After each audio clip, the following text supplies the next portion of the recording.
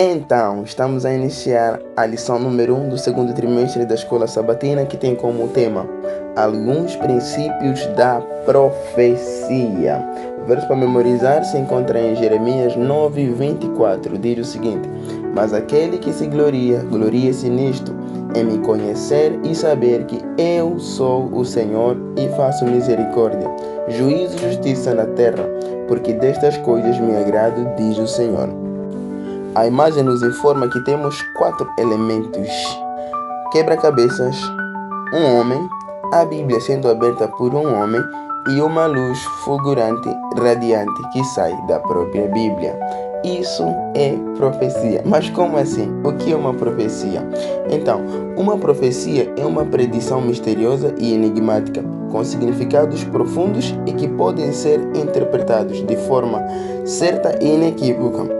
Essa predição é feita por Deus através de um profeta, e a profecia pode ser de curta ou longo prazo a se cumprir. Quais são, então, alguns princípios que nos ajudarão a entender as profecias? Em primeiro lugar, a profecia é um quebra-cabeças. A profecia não se entende como se lê. Ela é feita de símbolos, imagens e alusões, em que alguns deles são apresentados pela Bíblia de forma simbólica e outros de forma literal. Em primeiro lugar, se nós quisermos compreender as profecias, devemos nos entregar a Deus. Mateus 11:29 nos convida a nos entregar a Jesus e aprender dele, que é manso e humilde de coração. Em segundo lugar, nós precisamos conhecer a Deus. Isaías 55, versículo 9 e Jeremias 9:24. Conhecer a Deus é essencial. Apesar de Deus ser infinito e nós sermos finitos, mas é possível que nós possamos conhecer a Deus. Claro, uma mente infinita nunca pode compreender uma mente infinita, mas através daquilo que Deus nos revela, o temor a Deus e colocando em prática aquilo que Deus nos tem revelado, isso nos possibilitará a conhecer a Deus através daquilo que Ele deseja que nós sejamos. Em terceiro lugar, nós precisamos deixar que a Bíblia interprete a própria Bíblia. Por exemplo, quando nós lemos Efésios capítulo 6, versículo 17 e Hebreus 4:12, entendemos nestas passagens que mulher, ou seja, que espada em profecia significa a palavra de Deus. Ao lermos Daniel 7:24, entendemos que chifres significam reis ou poder. E ao lermos Apocalipse 12:1, comparando com Efésios 5:31 e 32, percebemos que mulher significa igreja. Portanto, é preciso deixar que a profecia interprete a própria profecia. A Bíblia se interpreta a si mesma. A profecia deve ser estudada lendo um pouco aqui e um pouco ali em toda a Bíblia a respeito do mesmo assunto, deixando que a Bíblia interprete a própria Bíblia, comparando as passagens. Mas então, por que Deus revelou as profecias em forma simbólica?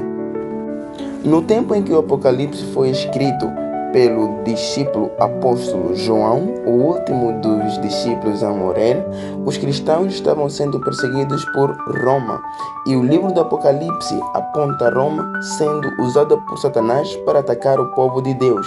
Se o Apocalipse tivesse mencionado Roma como o protagonista dos males da perseguição, haveria um grande massacre. Uma vez que eles já estavam em perseguição, imagine, a perseguição seria pior ainda. Os danos seriam mais drásticos do que eles já estavam a viver.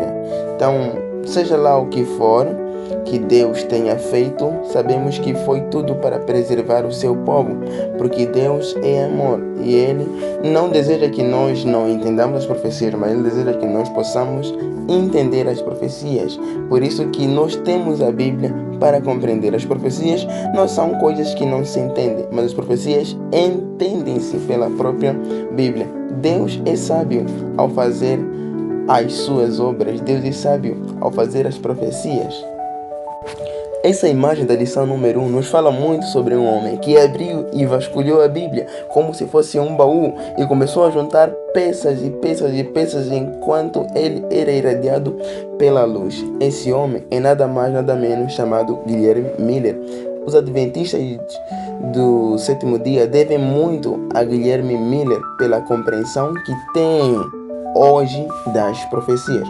Embora o entendimento de Miller sobre algumas passagens, como Daniel 8,14, não fosse perfeita, o método de estudo da Bíblia que ele usou foi relevante, pois abriu caminho para o nascimento do movimento remanescente dos últimos dias, os adventistas.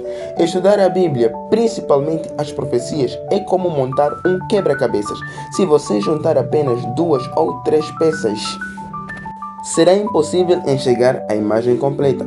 Talvez nessas poucas peças você consiga identificar um cavalo e poderá concluir que está montando uma imagem de cavalos. Contudo, outras peças revelam que uma galinha e uma vaca estão depois dos cavalos. Então, depois de montar centenas de peças, percebes que é uma bela paisagem que inclui uma fazenda, que inclui uma cidade e no fundo uma cadeia de montanhas tão lindas e tão bonitas.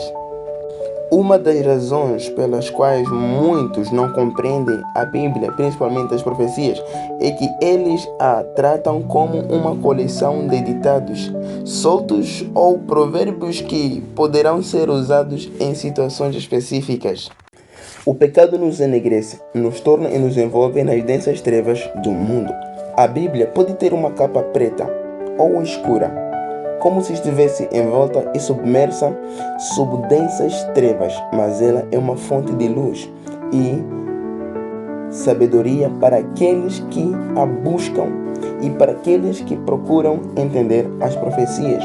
Apocalipse 1:3. Bem-aventurados aqueles que leem e aqueles que ouvem, aqueles que guardam as palavras desta profecia, porque o tempo está próximo. Que tempo é esse que está próximo? O tempo da volta de Jesus. Jesus em breve voltará e as profecias revelam os acontecimentos que vão se dar. Todas as profecias devem estar voltadas para Jesus.